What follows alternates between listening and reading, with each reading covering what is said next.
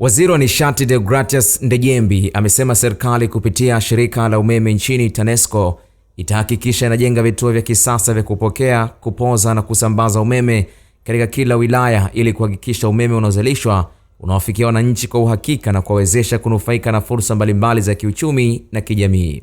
Waziri Ndejembi amesema hayo wakati akikagua kituo cha kupoza umeme cha Uhuru kilichopo Urambo mkoani Tabora. Umeme ni kitu cha muhimu katika uchumi wa taifa letu. Kwa sasa nchi yetu ina umeme mwingi. Uzalishaji wa umeme ni mwingi kuzidi hata mahitaji yetu. Kwa hiyo ni jambo kubwa sana, na sisi kwa maelekezo yake Rais tutahakikisha tunaongeza jitihada za kujenga substation kama hizi katika wilaya zetu nchini, na tutaongeza kasi kuhakikisha kwamba umeme unapatikana wa uhakika sana. Aidha, Waziri Ndejembi amesisitiza kuwa kwa sasa Tanzania ina umeme wa kutosha unaokidhi mahitaji ya nchi nzima, huku akitoa pongezi kwa shirika la umeme nchini TANESCO kwa kutekeleza miradi inayoendana na teknolojia ya kisasa. TANESCO inaendelea kubadili nguzo zilizokuwepo za miti, lakini sio kubadili tu nguzo za miti. TANESCO inaendelea kusambaza umeme katika maeneo mbalimbali ya nchi yetu ambayo umeme ulikuwa hujafika.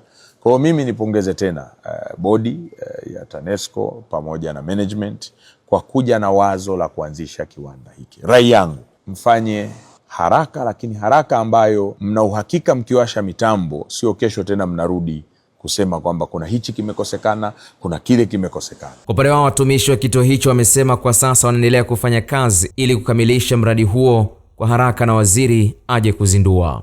Lengo letu ni kumleta hapa Mheshimiwa Waziri kwa ajili ya kuja kuzindua kiwanda hiki siku chache zijazo. Kwa hiyo amepita kwa ajili ya kutupa maelekezo na kuhakikisha tunakimaliza kiwanda haraka ili waweze kuja kukizindua na kianze kazi. Tumepokea maelekezo ya Mheshimiwa Waziri kuanzia kwenye kituo cha kupoza umeme kuhakikisha tunatunza miundombinu, lakini tunahakikisha sasa kituo kimeanza kazi, basi changamoto za umeme za Kaliwa na Urambo zinaondoka, tunawasogelea wateja vizuri. Khalid Omar, Kishki TV. Kishki TV, nuru ya dini yako.